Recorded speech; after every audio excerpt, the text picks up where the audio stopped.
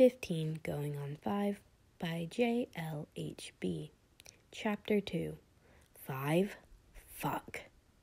Izuku woke up to his head throbbing in time with the mechanical beeping noise.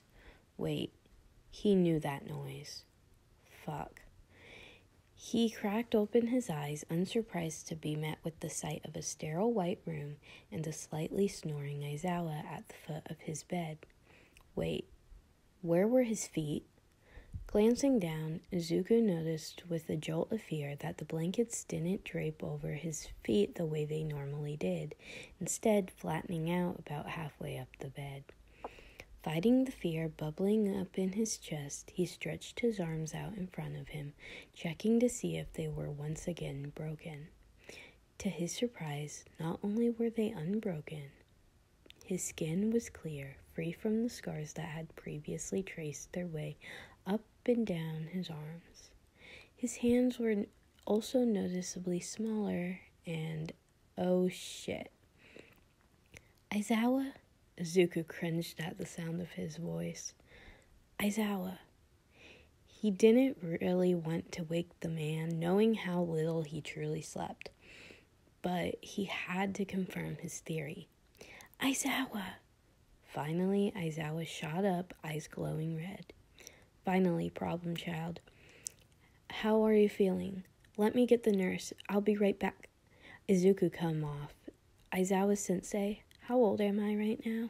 His voice trembled slightly, and his teacher sighed deeply and rubbed his face, wiping away the exhaustion left in the corner of his eyes. 5. 5? 5. Fuck. Hey, language, Aizawa scolded. And yes, right now your body is 5 years old. I'll explain everything in a second, but please stay calm long enough for me to get the nurse in here so he can check you over.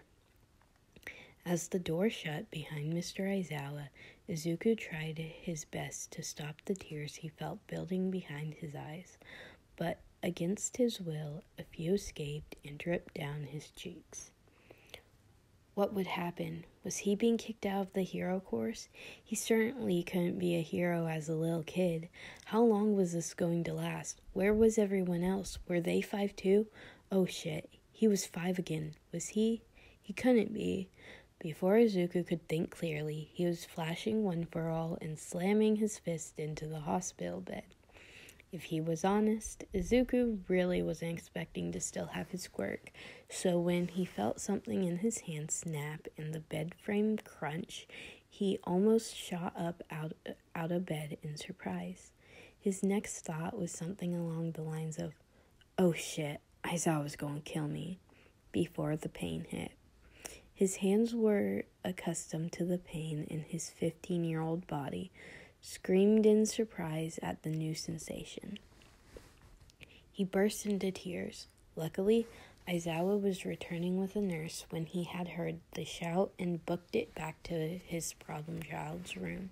So by the time Izuku's tears had turned to full-fledged wailing, Aizawa was already throwing open the door and racing into the room. Somehow, he wasn't surprised to see Izuku sitting in a dented bed with an already swelling hand and tears streaking down his face. It didn't take a lot to piece together what had happened, but before he could even move to try and comfort the sobbing child, he heard, almost felt, multiple sets of pattering footsteps, and Aizawa barely had time to fling himself to the side before a group of his, now tiny, students sprinted through the doorway, throwing themselves at the sobbing child. Kirishima latched on to Izuku, not noticing or not caring about the obviously broken hand, and putting all his focus into the biggest hug he could muster.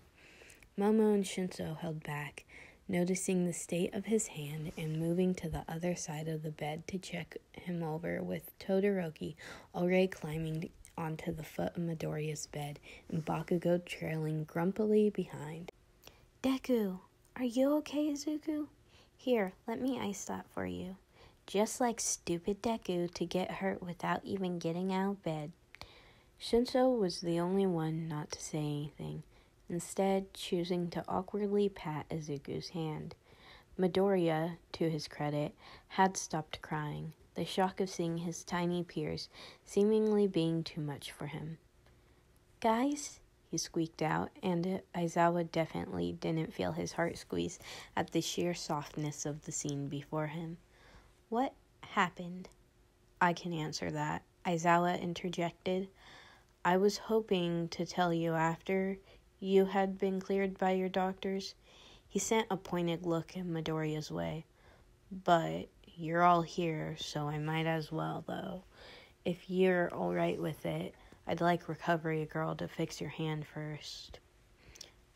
"Okay," Izuku murmured, bowing his head slightly.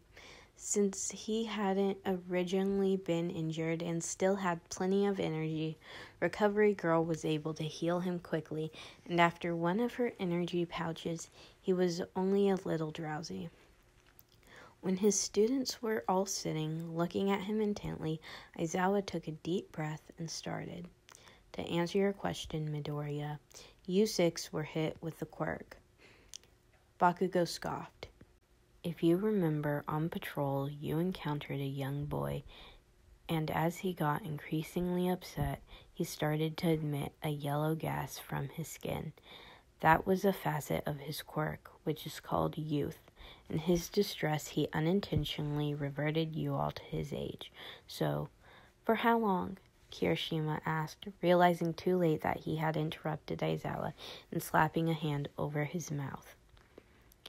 "It's all right, Kirishima," Aizawa said with uncharacteristic softness. "We don't know, though we've performed some quirk testing on Tatsuo. There have been no conclusive results. He was orphaned at a young age and hasn't had access to proper quirk training or testing before this.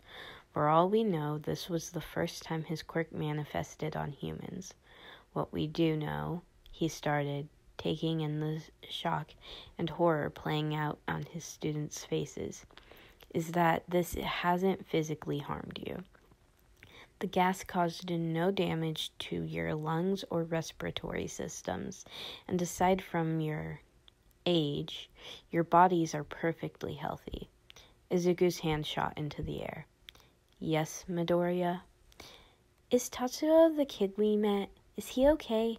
Have you tried using your quirk on him? Have you tried using your quirk on us? Why can't Recovery Girl just heal us? Isn't this just a quirk injury? What?" "Take a deep breath, Midoriya. Yes, the child you met on the street's name is Tatsuo. He has no family name. He is physically unharmed, but very shaken at the moment. He's currently in the psychiatric unit of the hospital, so he can receive quirk counseling in a safe environment. Yes, I did try using my quirk on Tatsuo, but as you can see, nothing happened. Same with using it on you all.